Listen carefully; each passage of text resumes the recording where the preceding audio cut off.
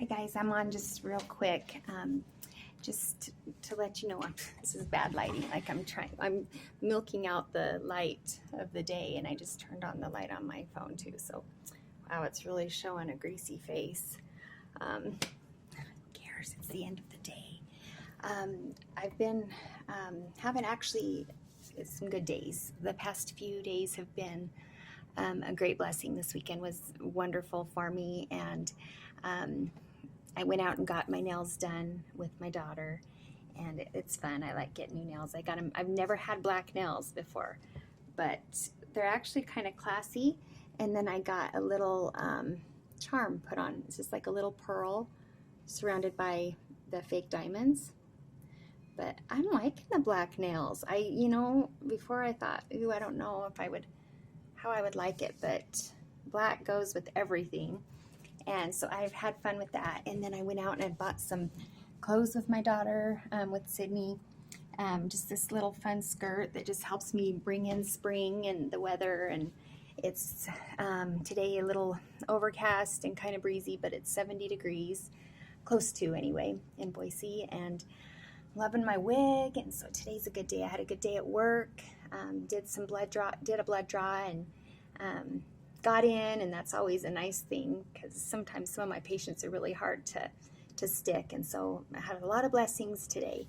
And like I said, this weekend was a beautiful weekend with just my family and just my husband and kids, and I got to see my little nugget on Monday. So it's been good.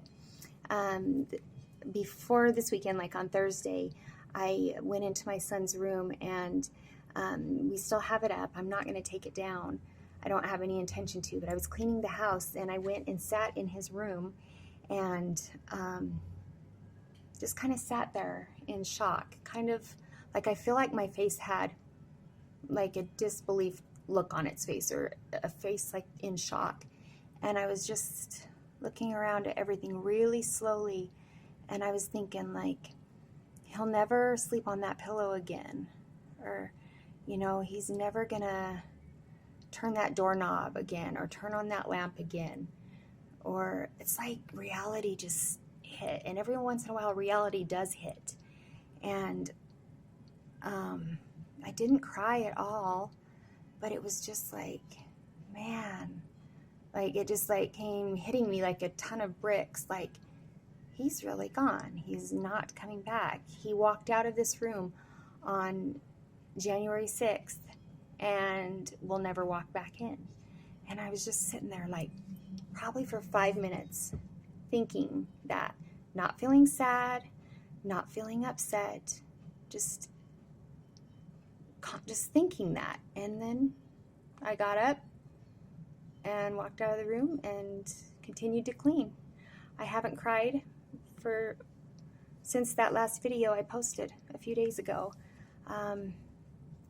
I think it's been a blessing that Tyler has lived away from home for 2 years, and so we're not missing his presence. And so part of my brain thinks sometimes he's still in Oregon, and I thank God for that, because I feel like that has really taken the sting out. And Sydney feels the same way.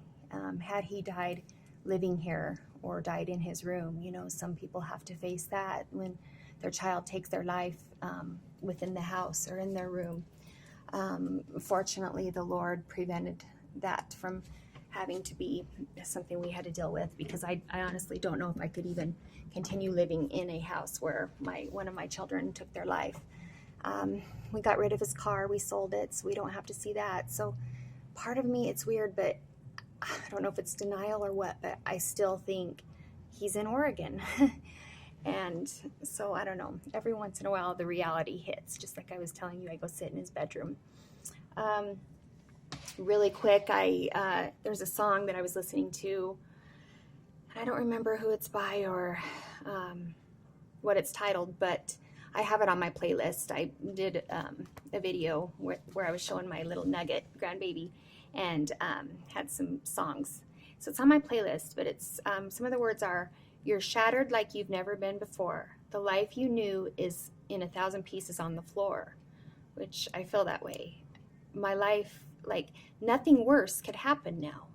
And I find myself being more patient with like drivers, and because it's like, why fuss? Why stress about something when the worst thing in my life that could possibly happen has happened? You know, I mean, it's hard to explain, but life now is just more simple to me. And it's like, why stress? You know, life is so short. So my life's been shattered.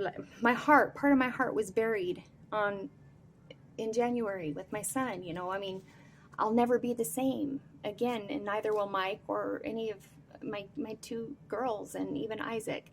So our lives are changed forever, and it's in 1,000 pieces on the floor. This world can drive you to your knees, and you think you're never going to be the you used to be.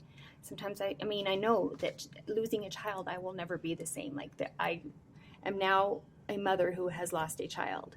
So of course that's changed me, but I'm not, I know I will bounce back. I know I will be resilient. And so it's not going to change me.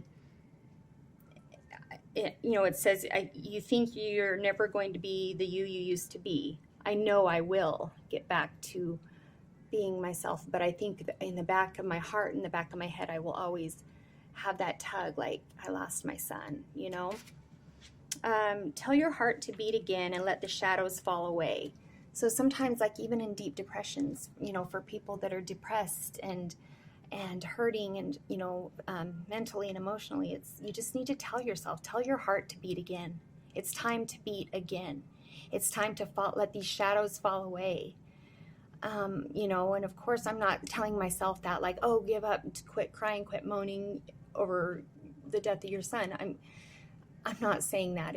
This is kind of more for, you know, people who are depressed, who are tired of it. It's like, tell your heart to beat again. Get out from under the shadows. And, you know, eventually, like, you know, if I'm still grieving terribly after several years, you know, I mean, just say, then yeah, I better say, tell my heart to beat again. And, you know, come on, not move on, but it's time to do something, you know, about it. You can't live like this forever. Yesterday's a closing door. You don't live there anymore. Say goodbye and let your heart beat again. So you need to make that choice to close that door. Yesterday is a closing door. Open tomorrow's door.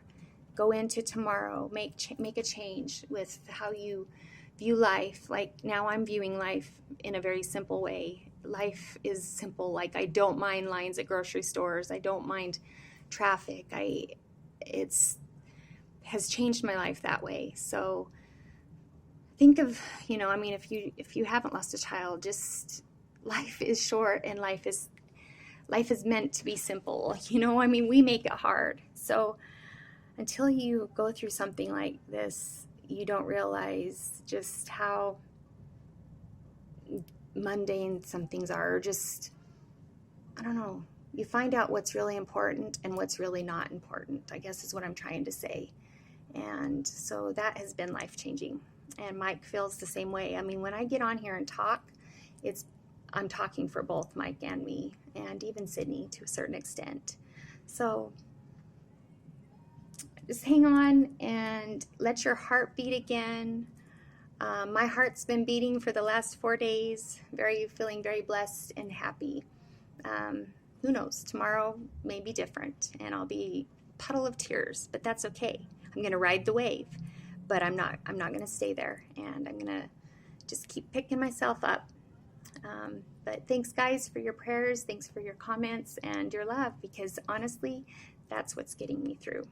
Okay? I love you guys, and I will talk to you later.